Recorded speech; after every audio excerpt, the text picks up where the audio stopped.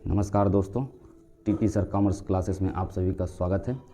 दोस्तों, आज का हमारा टॉपिक है विषय अर्थशास्त्र, विषय कोड है 303, इसके ब्लूप्रिंट का अध्ययन करना। दोस्तों, माध्यमिक शिक्षा मंडल द्वारा जारी किया गया ब्लूप्रिंट बहुत ही विस्तृत और समझने योग्य रहता है, जिससे हम जो है परीक्षा के लिए बेहतर तैयारी कर सकें। दोस्तों, हमें अभी परीक्षा ओरिएंटेड ही रहना है, अर्थात हमें जो है हमारे रिजल्ट को बेहतर बनाने के लिए प्रयास करना है। तो बेहतर प्रयास बनाने के लिए प्रयास करेंगे तो किस तरह से करेंगे? पूर्णतः परीक्षा आधारित, तब हमारा जो है रिजल्ट बहुत बेहतर आएगा। तो इसलिए दोस्तों, चलिए अर्थशास्त्र के ब्लूप्रिंट के अध्ययन को, विश्लेषण की शुरुआत करते हैं। आपका सर्वप्रथम पाठ है भाग आपका व्यष्टि अर्थशास्त्र, एक परिचय में से व्यष्टि अर्थशास्त्र का परिचय। व्यष्टि अर्थशास्त्र के परिचय में देखिए दोस्तों, कुल अंकों का अधिभार 4 अंक आएगा। इसमें सिर्फ एक ही प्रश्न आना है जो कि दीर्घ उत्तरीय है 4 अंकों का। तो जब 4 अंकों का एक ही प्रश्न आएगा तो हमें जो वही परिचय है, तो परिचय से संबंधित ही अध्ययन करना रहेगा। दोस्तों, हमें जो है इसमें अधिकतम महत्व, विशेषताएं, लाभ याद रखेंगे, तो उसमें जो है अधिकतम 4 पॉइंट का याद रखेंगे, वर्णनात्मक रखेंगे। 4 नंबर का आया, विशेषताएं पूछ दिया तो हम जो है विशेषताओं को 4 पॉइंट को लिखेंगे पूरा वर्णन करते हुए, और उसमें इससे हमारे जो पूर्ण नंबर प्राप्त हो जाएगा। चलिए दोस्तों, आगे बढ़ते हैं। इसके बाद हमारा आता है अगला पाठ, जो है उपभोक्ता व्यवहार का सिद्धांत, उपभोक्ता संतुलन। इसमें है दोस्तों अंकों का अधिभार है 14 अंक का, और वस्तुनिष्ठ आएगा 1 नंबर का 1। उसके बाद हमारा 3 नंबर का आएगा 1 क्वेश्चन, लघु उत्तरी प्रश्न 1 प्रश्न आने हैं। दीर्घ उत्तरी प्रश्न आएगा 4 अंक का 1, और अति दीर्घ उत्तरी आएगा 6 नंबर का 1।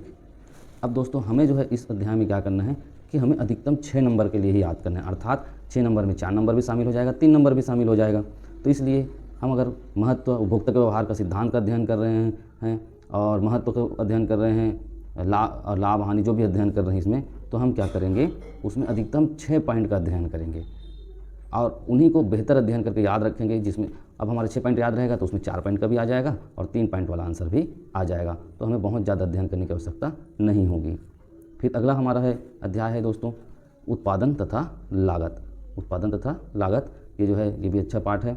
आपको जो है आगे जब आप कॉलेज में जाओगे तो ये सारी चीज़ें आपके काम आएंगी। तो इसमें अंकों का अधिभार है 7 अंक। वस्तुनिष्ठ है आपका जो है 1 आएगा। उसके बाद जो इसमें सीधे 6 अंक का एक प्रश्न है।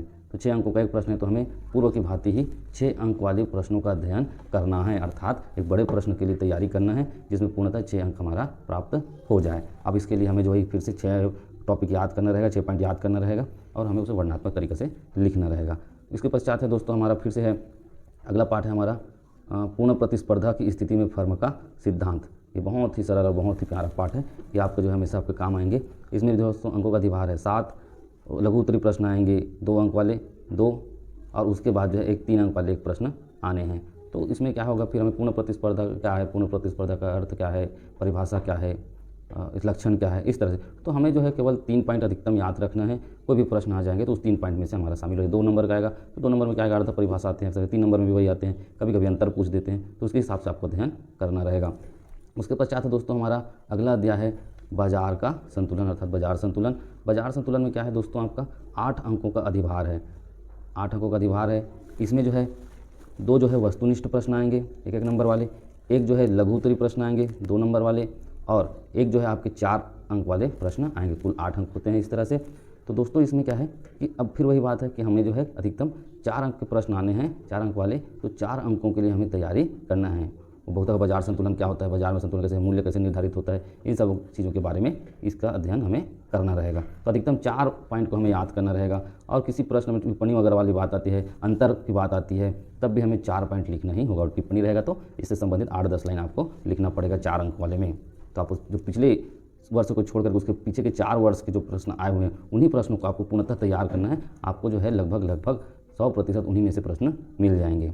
अब आगे बढ़ते हैं दोस्तों। इसके बाद है भाग ब समष्टि अर्थशास्त्र, एक परिचय। समष्टि अर्थशास्त्र में हमारा क्या है, हमें एक बृहद अध्ययन करना रहेगा, जिसमें क्या है सबसे पहला आपका परिचय एवं राष्ट्रीय आय का लेखांकन। दोस्तों इसमें अंकों का अधिभार है आपका 10 अंक। 10 अंकों में से 1 वस्तुनिष्ठ प्रश्न आएंगे, और आपके जो है एक जो है 3 नंबर वाले प्रश्न आएंगे लघु उत्तरी, और 1 जो है 6 अंक वाले प्रश्न है। फिर से वही बात, अब इसमें जो हमें राष्ट्रीय आय क्या है, अर्थ परिभाषा, राष्ट्रीय आय का महत्व और राष्ट्रीय आय की गणना, ये चीज़ों को देखना है, और एकदम हमें 6 अंकों के लिए तैयार करना रहेगा, जिसमें ऑटोमेटिक आपका 3 अंक वाला शामिल हो जाएगा। 3 अंक में अर्थ परिभाषा कोई अंतर है तो अंतर आ जाता है, और 6 अंक वाले में क्या है, महत्व, लाभ, राष्ट्रीय आय की गणना विधि, ये आ जाएगी। तो आपको जो आप जब 6 अंकों की तैयारी करोगे तो वो ऑटोमेटिक आपका जो है 3 अंक की तैयारी हो जाएगी। फिर से वही बात है। उसके बाद जो है हमारा अगला अध्याय है मुद्रा और बैंकिंग। मुद्रा और बैंकिंग, जिससे हम मुद्रा तो हम रोज़ उपयोग कर रहे हैं, बैंकिंग भी हमेशा उपयोग करते ही है। आजकल यूपीआई वगैरह है तो और बहुत ज़्यादा बैंकिंग का उपयोग हो रहा है। तो इसमें जो है हमारा जो है 6 अंकों का अधिभार है, 2 वस्तुनिष्ठ प्रश्न आएंगे और एक जो है दोस्तों हमारा 4 अंक का सीधा प्रश्न आता है। तो हमें 4 अंक के लिए तैयारी करना है। 4 अंकों के लिए तैयारी करेंगे, 4 पॉइंट लिखने का रहेगा, मुद्रा, बैंकिंग, बैंकिंग क्या है, ETC। अब आगे बढ़ जाते हैं दोस्तों। हमारा जो है अगला अध्याय है आय और रोजगार के निर्धारण। इसमें दोस्तों क्या है, 12 अंकों का अधिभार है। इसमें एक वस्तुनिष्ठ प्रश्न आएगा, एक 2 नंबर का आएगा, एक 3 नंबर का और एक 6 नंबर का है। फिर से वही बात है दोस्तों, फिर से हमें अधिकतम 6 नंबर के लिए तैयारी करना है। अर्थात महत्व विशेषताएं अगर आप जो है तैयारी कर रहे हैं तो 6 पॉइंट आपको तैयारी करना है, ताकि आपको पूरी तरह से आपकी तैयारी संपन्न हो सके। उसमें आपका 3 नंबर भी शामिल हो जाएगा, उसमें आपका 2 नंबर का भी उत्तर मिल जाएगा। ठीक है दोस्तों। उसके बाद हम आगे बढ़ते हैं और हमारा अगला अध्याय है 9 नंबर का अध्याय, सरकारी बजट एवं अर्थव्यवस्था। ये सरकार को विशेष कार्यक्रम है, विशेष कार्य है सरकार का। सरकार के बजट वगैरह और अर्थव्यवस्था संभालना इनका मुख्य उद्देश्य होता है, ताकि आर्थिक देश की अर्थव्यवस्था सही सलामत चलती रहे। तो सरकारी बजट एवं अर्थव्यवस्था में हम जो है देखते हैं कि इसमें जो है अंकों का अधिभार 6 है, 2 वस्तुनिष्ठ प्रश्न आएंगे, एक जो है 4 अंकों के प्रश्न आएंगे। तो वही दोस्तों फिर से 4 पॉइंट की तैयारी करना है हमें। सरकारी बजट क्या है, अर्थव्यवस्था में योगदान, इसके बारे में हमें देखना है। बहुत ज़्यादा बड़ा प्रश्न याद करने की ज़रूरत नहीं है, इसमें केवल हमें 4 अंक पूछे जाएंगे। इसके पश्चात हम आगे बढ़ते हैं दोस्तों। फिर जो है हमारा आखिरी अध्याय है खुली अर्थव्यवस्था समष्टि अर्थशास्त्र। इसमें जो है 6 अंकों का प्रश्न आएगा, एक 2 अंक का आएगा और एक जो है 4 अंक का।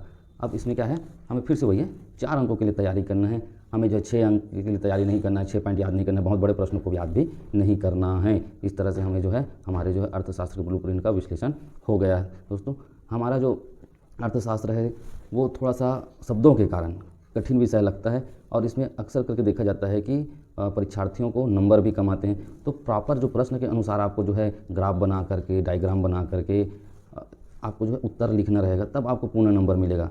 और अगर आप जो है डायग्राम का यूज़ नहीं करते हैं, अर्थशास्त्र विषय है तो अर्थशास्त्र वाली भाषाओं का यूज़ नहीं करते हैं, उपयोग नहीं करते हैं, तो आपके नंबर इसी में कट जाते हैं।